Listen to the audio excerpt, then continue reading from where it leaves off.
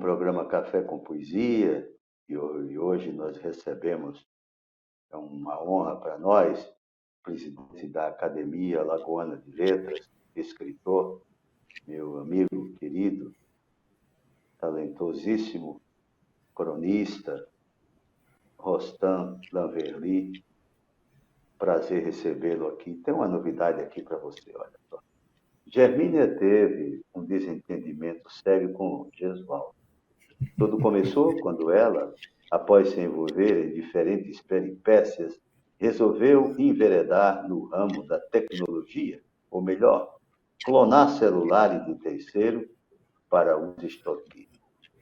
Ela instalou em seu equipamento um aplicativo espião, com o qual conseguia facilmente logar através da internet o número do contato de outras pessoas e, de posse dos mesmos, realizar diferentes operações, fossem elas para pedir dinheiro ou até mesmo para acessar grupos de WhatsApp aos quais pertencia. A técnica de Germínia funcionava assim. A vítima recebia uma mensagem informando que uma famosa plataforma de filmes pagos estava oferecendo um mês grátis de assinatura durante a pandemia.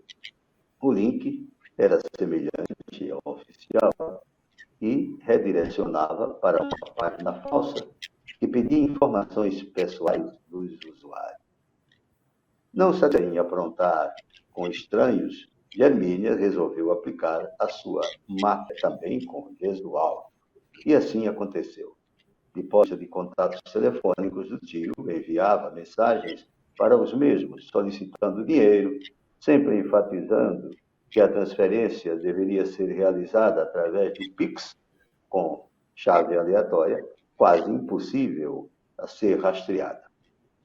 Sabedor dos números e inúmeros golpes envolvendo seu nome, compareceu à operadora telefônica, a qual estava vinculado, e lá conseguiu detectar que a origem dos escritos vinham do celular de Germínia. Abordando a sobrinha a respeito da ocorrência, ela, de forma bem debochada, lhe falou: besteira, tio. Diariamente, em cada 10 tentativas de golpes através do celular, em 6 consigo dinheiro. Estou recebendo, em média, 20 mil reais por mês, sem fazer esforço. Irritado, Gesualdo procurou a delegacia e contou a peripécia da parenta, mas, para sua surpresa, esta, ao ser ouvida por autoridades, somente foi ameaçada de ser processada por estelionato, podendo responder por organização criminosa e lavagem de dinheiro. Com muita raiva de Gesualdo, Germínia foi à forra e, acessando irregularmente os grupos sociais que o tio pertencia, sempre usando o seu nome, ali postou imagens inescrupulosas, as mais diversas, levando-o a passar vexames e imenso mal-estar. Por orientação de especialistas, Gesualdo bloqueou todos os seus contatos na internet, tendo formatado o seu iPhone e modificado as senhas que possuía para depois divulgar junto aos amigos como se proteger da clonagem sofrida, recomendando que os mesmos ajustassem a verificação do WhatsApp em 2 etapas. Dessa forma, além do código de 6 dígitos que os golpistas conseguem, também é preciso inserir uma segunda senha numérica para abrir o aplicativo. E Gesualdo ensinou como fazer. Primeiro, deve acessar o menu Configurações, no canto inferior do aplicativo.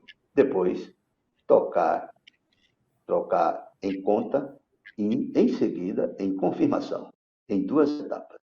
Então, deverá inserir o PIN, que é a senha numérica, e o endereço de e-mail para recuperação dos dados em caso de necessidade. Após ficar sabedor de todos os acontecimentos ocorridos, questionei Jesualdo: o que fazer com Germínia? Ele quase poeticamente respondeu: amigo, Quanto mais direcionarmos energia negativa para as pessoas difíceis, mais difíceis elas se tornarão. Uma pena que a doce sobrinha do meu amigo dá tanto trabalho. Olha só, essa crônica é do queridíssimo amigo que hoje você tem uma honra e o prazer de conversar com ele jogando café com poesia. Eu leio toda semana as crônicas, acho engraçadíssima essa história de Gesualdo. Muito prazer, querido. Obrigado por ter aceito aí o nosso convite. Ô Chico, para mim é uma alegria tê-lo como amigo, eu sou seu fã, acredito no seu trabalho. E esse café com poesia já é assim um tempero especial na literatura alagoana, na cultura alagoana. Obrigado. Né? E quanto a Gesualdo, realmente, isso é um personagem criado na época da pandemia, em agosto do ano passado, e que eu venho escrevendo. E Gesualdo é uma verdade, por exemplo, nesse caso específico, o Gesualdo retrata uma situação que eu próprio passei a semana anterior, quando meu telefone foi clonado, eu tive algumas agonias, tal, a chateação, mas tudo se resolveu. E o Gesualdo, ele sai por aí, ele tem a esposa dele, que é generosa, a generosa, a dona generosa, ciumentíssima, e tem a Germínia, que ele ama a Germínia, né? E Germínia está aprontando, inclusive eu acabei de enviar agora o próximo texto, ou seja, o texto do próximo final de semana, onde Germínia está vendendo água nas esquinas, água de R$ 1, que ela coleta na torneira da casa dela, e também vendendo vacina para a Covid, em nome da Cruz Vermelha. É uma figura, realmente. E vai o resultado disso, pessoas, então, que leem, que absorvem suas crônicas e tal, sempre conversam, né? Você fez o suspense danado que era Gesualdo um tempo aí, não foi? Mas Até o pior é o que... seguinte, que muitas pessoas incorporam o Gesualdo, né? Nós temos colegas que falam, eu estou achando que o Gesualdo sou eu. Eu digo, mas espere que Gesualdo vai ser outro, vai ser outro, vai ser outro. Então, realmente, são histórias que contam, histórias da vida real, que eu coloco ou para Gesualdo, ou para Generosa, ou para Germínia. Né? Mas você pretende depois publicar? Sim. Será o 18º livro. Né? Eu estou com mais de 60 textos, mais da metade ainda não publicados. E eu pretendo sim fazer, eu já tenho até o nome do livro, né? Gesualdo, o Casa Nova dos Trópicos. Que bom. Rapaz, então, tem essas publicações todas, né? Você publica Realmente, seus contos. o Chico, eu sou um engenheiro civil por formação, professor da Universidade Federal de Alagoas, professor dos cursos de engenharia e arquitetura, mas eu sou, assim, vamos dizer, um literato por vocação. Formação, engenheiro. Vocação, a literatura, que eu sempre amei, eu comecei a escrever muito cedo. Né? Os meus diários que são muito importantes para mim, né? Quer dizer, coisas que eu conto hoje como se fossem o Gesualdo, eu resgato aí do tempo da minha infância. Pessoas que eram ligadas a meus pais, e eu vou, leio, né? E puxo para o mundo atual, que está muito presente, e redações, como ele disse, sempre manuscrito, cartas, diversas cartas, histórias que eu escutei de meus avós, história que eu contei a meus netos, né? Tudo isso são coisas que vão sendo guardadas, e eu hoje, como ele disse, já é o suficiente para eu ter assim quase 2 dezenas de livros prontos, né? Estou com 17 já preparados, e esse Gesualdo que está aí na bica, né? Na bica de ser lançado, de ser colocado no forno, está no forno, de ser retirado do forno. Geralmente você publica por editora. Não entendi. É a editora que você publica geralmente. Por incrível que pareça, todos os meus livros até hoje foram impressos pela editora Graciliano Ramos. Menos um deles, que é o último, que ainda não foi lançado, que é esse aqui. Esse é assim, quando minha mãe faleceu ano passado, né? Eu, nos dias seguintes, nos 45 dias seguintes, eu escrevi esse livro que se chama Mãe. E eu retrato o que foi Marlene Laverny, minha genitora. Não que eu chamasse minha mãe, Marlene, de mãe, eu sempre a chamei de manhinha, mas esse termo era o termo que a Marlene Laverny era conhecida na comunidade, pelos serviços prestados, pela ajuda, pela bondade, né? O tempo que passou à frente do Gabinete Civil do Estado de Alagoas, durante 3 governos, nunca fez. Todas as pessoas tinham em Marlene Laverny realmente uma amiga, uma pessoa que dava respaldo e resguardando a lei, e tudo que era possível ser feito, ela fazia. Então, eu sou uma pessoa hoje com... o Roberto Carlos tem 1 milhão de amigos, eu tenho 1 milhão de irmãos. É porque todo mundo diz a mãe, a mãe, a mãe. Então, aqui eu falo sobre a mãe. E esse livro foi impresso em São Paulo, porque ela é capa dura, né, e ficou bem mais em conta fazer pela editora, uma editora paulista. Foi muito, muito interessante, muito rápido e bem em conta. Mas todos Você publica mais romance? Não, veja bem, eu tenho vários tipos de livros, né? Eu tenho histórias que eu resgato. Por exemplo, esse é um dos meus primeiros livros, Para Sempre Lembrar, né? Que aqui eu escrevo notícias da minha vida, né? Coisas da existência, da minha existência, ao longo dos tempos, coisas que eu fui lembrando. E aqui tem histórias que são quase que contos, né? Quase que contos. Eu tenho um outro livro, que esse aqui, Mexendo nas Raízes, também um livro robusto. Mexendo nas Raízes, eu consigo chegar na 8ª geração que me antecedeu pelo lado materno e a 7ª geração que me antecedeu pelo lado paterno. E eu sempre coloco aqui, nesse trabalho, baseado nos escritos dos meus parentes, dos meus ancestrais, por exemplo, como os portugueses chegaram no interior do sertão potiguar, no Rio Grande do Norte, quando o português Manuel Fernandes casou com a Índia, que chamava-se Andira, mas que se batizou para casar-se na igreja, como Valcácer, Índia Valcácer, essa é minha octavó. Eu conto a história de um parente nosso, João Dantas, porque no Rio Grande do Norte eu sou da família Fernandes Medeiros Dantas. João Dantas foi justamente o homem que matou João Pessoa. E João Pessoa, em meados da primeira metade do século passado, ele foi o estupim de uma mudança na história do Brasil. Quando ele assassinou João Pessoa, e Getúlio Vargas tinha perdido a eleição à época, e colocou, porque João Pessoa tinha sido seu vice-candidato a vice-presidente, ele colocou como se fosse um atentado político, quando na realidade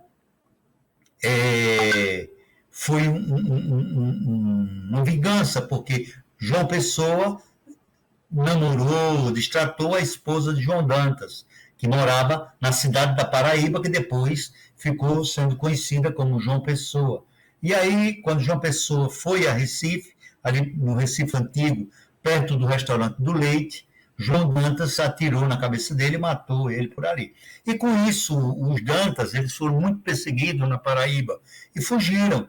Chegaram no interior do Rio Grande do Norte, e aí onde mesclaram com os Medeiros, com os Fernandes, né? E chega, quer dizer, nessa história, Mexendo nas Raízes, eu conto um pouco também da história do Brasil, né? Por exemplo, Lanverly. Por que Lanverly?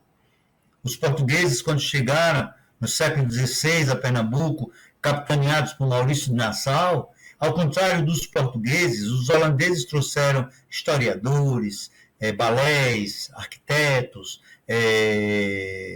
pesquisadores. E uma das famílias holandesas que vieram para Pernambuco foi os Van der Linde, 3 nomes, Van Berlim. Quando os portugueses expulsaram os holandeses, 60 anos depois, eles já tinham se ramificado, feito família, muitos deles casados com índios, com portugueses, com locais. Fugiram para o interior do Pernambuco, fugiram para o interior de Alagoas, Água Branca, Paraíba, próprio Rio Grande do Norte.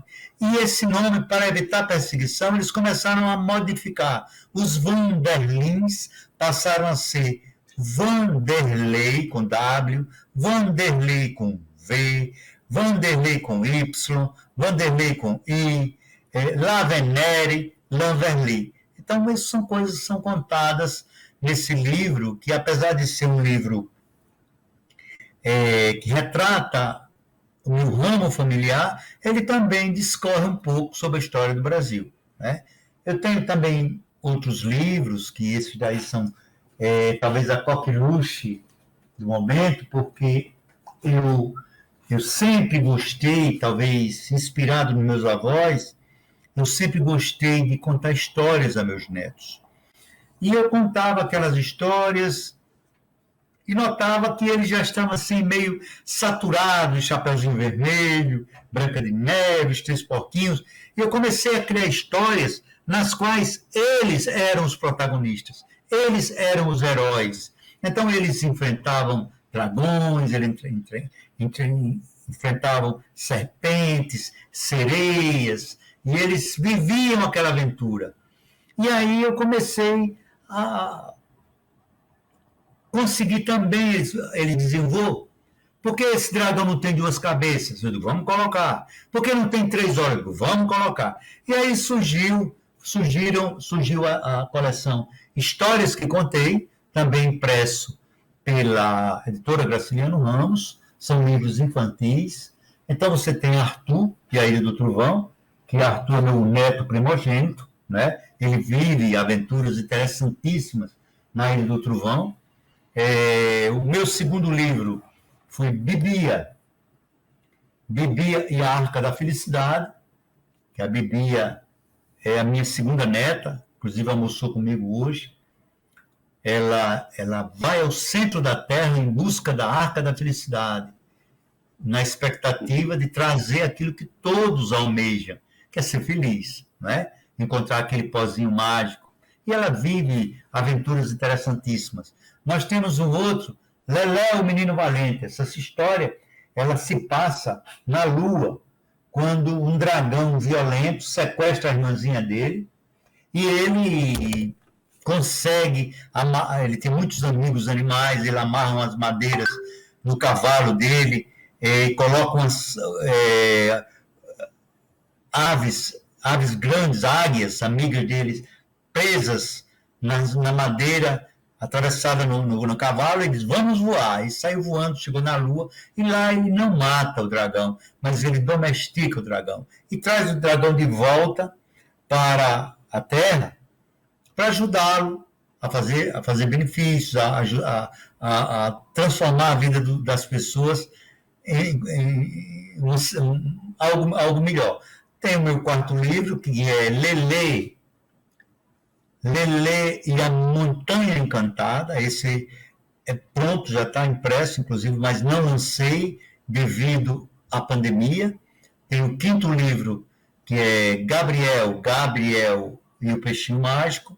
E eu fiz um livro, chama-se As Cinco Pedras, também um livro infantil, onde as cinco pedras são os cinco netinhos. E eles vivem em equipe, em conjunto, essa aventura na terra de Alagoas. Então, eu conto o que é o sertão alagoano, o que é o agreste, o que é a zona da mata, os animais em extinção, as lagoas que existem na nossa terra, por que é que chama-se Alagoas. Quer dizer, um livro interessante e que deverá ser, queira Deus, como os três primeiros que eu mostrei, adotados em escolas da nossa terra, quer dizer, uma contribuição interessante que nós damos para a criançada, para os jovenzinhos do amanhã. Então, a gente já retorna conversando com o escritor e presidente da Academia Alagoana de Letras,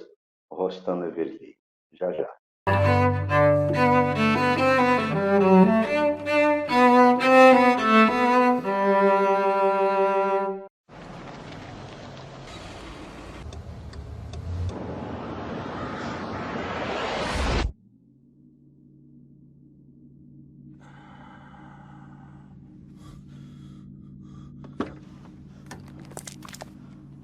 Mate, oh, I'm so sorry. I thought there was time. He's just pulled out. I don't have time to stop. Oh, come on, mate. It was a simple mistake. I know if I was going a bit slower. Please. I've got my boy in the back.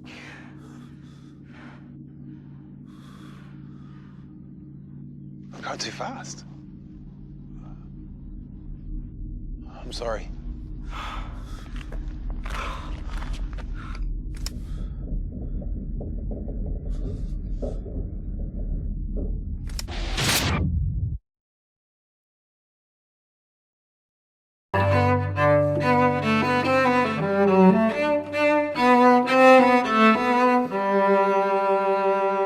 Retornamos então ao programa Café com Poesia, conversando hoje com o escritor, presidente da Academia Alagoana de Letras, Rostan Leverli.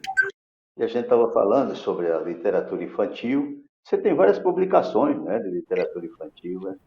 São 6, né? 6 livros que compõem a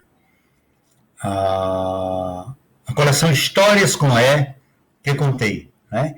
E é um livro para cada neto, não é para cada neto. Cada neto é herói do seu livro, na sua história. Né? E no livro eles são heróis conjuntamente. Quem é que faz a ilustração? Cris K., uma pessoa fantástica, conheci essa jovem quando na própria Academia Alagoana de Letras, quando a editora Graciliano Ramos lançou, numa noite festiva, o livro O Mundo do Menino Impossível, de Jorge de Lima. E eu vi aquela ilustração da Cris K., e me encantei, procurei saber quem era, e fui apresentado a ela, trocamos WhatsApp, e logo depois eu encaminhei meus escritos para ela, né? E ela começou a trabalhar com todo carinho, quer dizer, eu acho que muito, mas muito da beleza, da qualidade do meu trabalho vai do que a Cris K. interpretou através do seu desenho, né? Quer dizer, uma coisa bem bacana mesmo, bem bacana. Hoje esses livros, ela é uma profissional metódica, muito preparada, e gosto muito, ela que trabalha meus livros. E, então, além de crônica, além de romance e a literatura infantil, já enveredou pelo caminho da poesia também, não? Veja bem, eu tenho uma única poesia, que eu acho que é importantíssima, porque foi uma poesia que eu escrevi para minha mãe, né? E escrevi quando era menino, devia ter 14 anos de idade, e nunca esqueci, mas nunca também continuei escrevendo poesias. Eu tenho uma facilidade muito grande de desenvolver textos. Eu acho que tudo é arte, tudo é dom. E eu desenvolvi essa qualidade na escrita, mas poesia, tenho uma única poesia. Mas sabe ela de cor, não? Sei. Pensas que não sei, pensas que não sei, pensas que não vi. O que por mim fizestes desde que nasci, mas é engano seu, pois por intuição eu sempre pressenti a tua dedicação. Trocando minhas fraldas, velando o sono meu, eras a mãe perfeita, anjo que Deus me deu. Muito bom, muito legal. Essa poesia, veja, eu sempre estudei no Colégio Marista, e normalmente as festas do Dia das Mães era feita em conjunto com o Colégio Santíssimo Sacramento. Então, no auditório, juntavam-se os meninos e as meninas, à época era só menino e só menina, as mães, né? E eu fiz esse trabalho, e fiz, meu medo era estar errado e tal, e lá eu me inscrevi para falar. E quando menos se esperou, eu fui chamado, né? Menos se esperou, eu fui chamado. Lógico, eu treinei muito, era surpresa para minha mãe, mas eu treinei com meu pai, né? E eu acho que ali também eu criei muita coragem para falar em público, para me dirigir às pessoas, né? Uhum. Que bom, maravilha. Então, aí tem a sua atividade profissional como engenheiro e escritor, e você membro e presidente da Academia Alagoana de Letras, está desenvolvendo um grande trabalho à frente da academia. Mas, Chico, veja bem, a minha maior alegria é a seguinte, estar sempre consciente de que dificilmente o seu programa ele seria respeitado e aplaudido como se você não tivesse o auxílio de uma pleiade de pessoas, de uma gama de pessoas, de técnicos, de outros, dos próprios entrevistados, de você próprio. Então, a minha maior alegria é o seguinte, que eu sinto que a Academia Alagoana de Letras, hoje em dia, é uma irmandade, né? Independente da idade, dos associados, mas todos se preocupam com a Academia Alagoana de Letras. E isso faz com que nós tenhamos conseguido jogar o nome da Academia Alagoana de Letras mundo afora, né? Nós concluímos agora um projeto, 2 dedos de prosa e poesia, como fizemos uma parceria com a editora Graciliano Ramos, e aí divulgamos novos escritores alagoanos, não novos em idade, mas pessoas fantásticas que foram premiadas pela editora, prêmios nacionais, prêmios locais, e nós fizemos essa parceria, e foram 25 alagoanos, pessoas assim, que foi um projeto excelente. Nós estamos começando amanhã, na próxima terça-feira, de amanhã a 8, o projeto Alagoas Literária, onde conseguimos animar 32 literatos de 32 municípios alagoanos, de Delmiro Gouveia, a Maragogi, a São José da Laje, a Pilar, a Anadia, Arapiraca, enfim, 32 municípios, com seus participantes, contando como é a literatura desenvolvida em Poço das Trincheiras, por exemplo, em Olho d'Água das Flores, por exemplo, em Palmeiras do Zinho, Penedo, Junqueiro, por exemplo, em Teotônio Vilela. Então, o alagoano, por uma iniciativa da Academia Alagoana de Letras, e esse é um dos papéis da academia, vai saber que em Alagoas existe um incentivo da literatura, existe a prática da cultura literária, e pessoas fantásticas. Os vídeos estão prontos, né? E você vê muitas cidades têm as suas academias, Pão de Açúcar. Eu fui para a inauguração da Academia Pão Açucarense de Letras, eu fui para a inauguração da Academia Anadiense de Letras. Quer dizer, as cidades estão formando os seus núcleos literários, suas academias ou suas casas de cultura, né? Suas casas de cultura. E é uma coisa fantástica, isso é uma coisa importantíssima, porque cada vez mais o povo entende que a literatura é o caminho mais curto e seguro para que você tenha a sua verdadeira independência. Você saber pensar. Às vezes você vê pessoas que sabem até assinar o nome com uma certa clareza, mas eles são pirantados pela notícia dos terceiros, né? Pela ideia dos outros. E se você é uma pessoa que tem a sua própria cultura, seu próprio saber, você tem muito mais facilidade de trilhar o caminho que nós percorremos. E estamos agora preparando, talvez, o mais importante projeto do ano, que se chama Vultos da Literatura Alagoana. Em vultos da literatura alagoana, nós estamos resgatando Tavares Bastos, estamos resgatando Dias Cabral,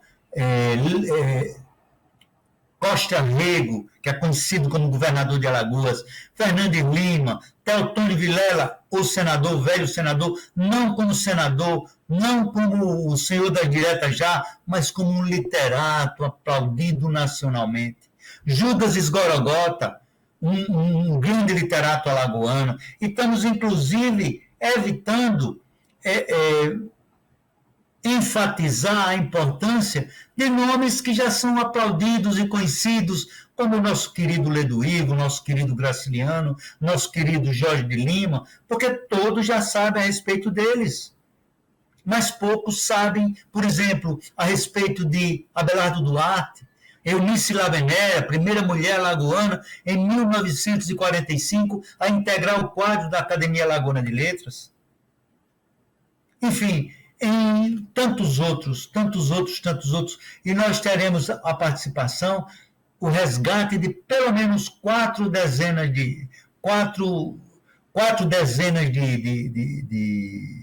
nomes, como Guimarães Passos. Guimarães Passos viveu no século XIX, nasceu em 1865, foi diplomata, foi o primeiro alagoano a pertencer à Academia Brasileira de Letras. E o alagoano não conhece isso. Então, com essa iniciativa, Vultos da Literatura Alagoana, a Academia Alagoana de Letras estará dando um banho de conhecimento para todos que se interessam em melhor conhecer, saber como é que se passou. Você vê, nós temos o Frei João de Santo Ângelo de Alagoas, se não me engano, o primeiro livro publicado, um frei da cidade Santa Madalena de Alagoas do Sul, Marechal Deodoro atual, primeiro livro publicado nas Alagoas, numa época em que você não tinha essa facilidade, então ele conseguiu mandar de navio os escritos dele para Portugal, e esse livro chegou, o primeiro livro, então será mencionado, mencionaremos sobre ele. Craveiro Costa, inclusive uma coisa impressionante, falei com Douglas Aprato, Douglas, eu queria que você resgatasse Craveiro Costa, um grande historiador, ele disse, Rostan, eu faço.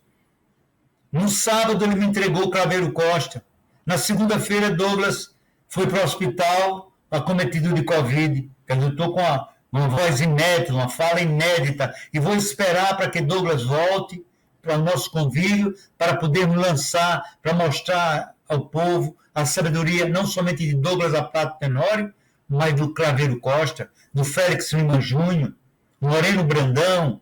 Quer dizer, são nomes de alagoanos fantásticos que estavam no ostracismo. Está entendendo, Chico? Então, esse é o papel da academia. E só é possível porque os acadêmicos estão coesos e unidos. Mas que maravilha resgatar tudo isso, Moreno Brandão, Craveiro Costa. Sim. O próprio Félix Lima Júnior também, que era maravilhoso. Pessoas que fizeram história, pessoas que fizeram história. Pessoas que fizeram história. Trabalho fantástico, né? Eu vou falar sobre Dias Cabral tem uma história interessantíssima. Eu tive um professor chamado Sebastião Vilas Boas, no Colégio Marista. E o Sebastião Vilas Boas, certo dia, ele disse para os alunos, eu devia ter 14 anos de idade, 13 anos de idade, ele disse, eu quero que vocês, o trabalho para nota, vocês vão sair por aí afora e vão escolher um nome de rua para fazer uma pesquisa e contar quem é esse nome de rua, né?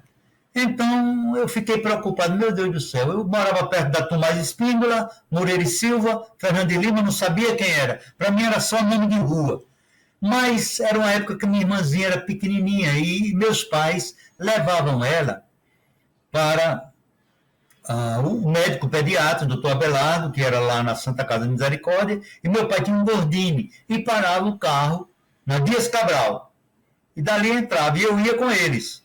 E de tanto ver a Dias Cabral, eu digo, eu vou fazer uma pesquisa sobre Dias Cabral. Aí fui para o Instituto Histórico, meu vizinho era Franklin Casar de Lima, vizinho amigo dos meus pais, e no Instituto Histórico, eu, pequeno, meninote, né, hoje eu sou integrante dos quadros do Instituto Histórico, Lá eu estudei pela primeira vez sobre Dias Cabral.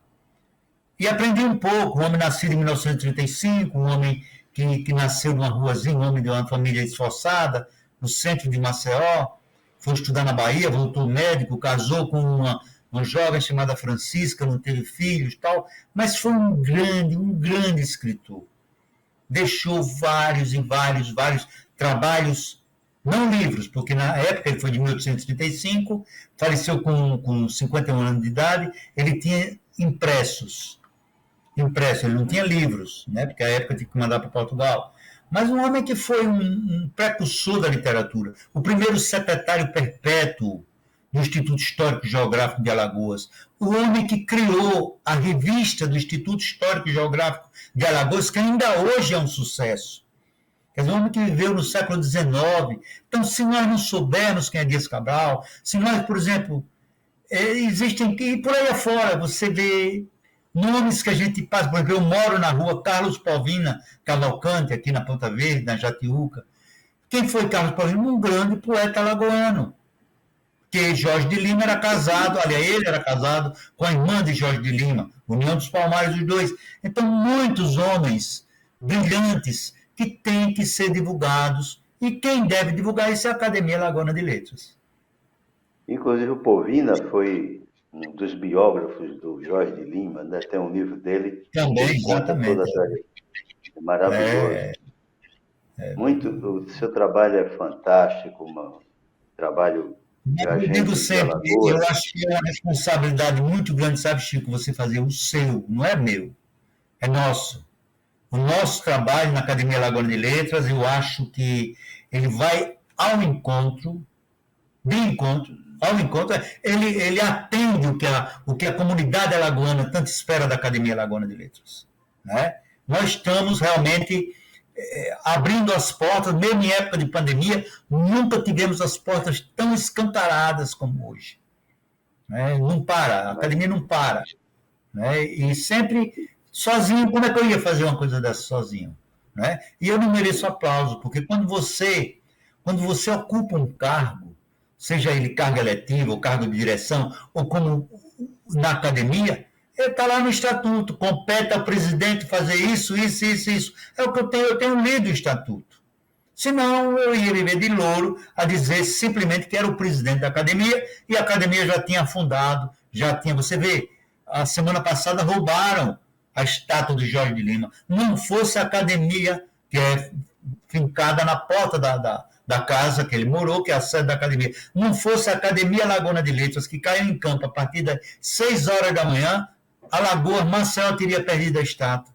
Às 6 horas da manhã estávamos lá, lutando, correndo atrás, envolvemos a imprensa chamou a atenção das autoridades, as autoridades viram a necessidade e foi recuperado, e Jorge de Lima está lá no lugarzinho dele. Até quando, não sei.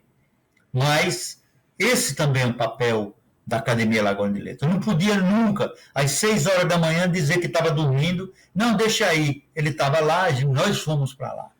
Nós fomos para resgatar quando se deu o roubo, que foi por volta de 5 horas da manhã, e logo conseguiu se recuperar, e ele está lá novamente. Eu acho que esse é um papel que compete também à Academia Alagoana de Letras.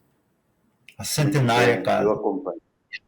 Eu acompanhei aí nas mídias sociais, vi inclusive a presença também da Miriam Monte. Sim, ela foi importantíssima, porque eu falei com a Miriam por volta de 7h30 da manhã, e eu digo, olha, doutora, a situação é assim, aconteceu, e se a gente não cair em campo agora, e ela caiu em campo, ela colocou a máquina, né, e por volta de 9 horas ela chegou com a equipe dela, e eu perguntei, onde está Jorge de Lima? Ele disse, já está em tal lugar. Eu digo, eu poderia ver, e fomos para lá.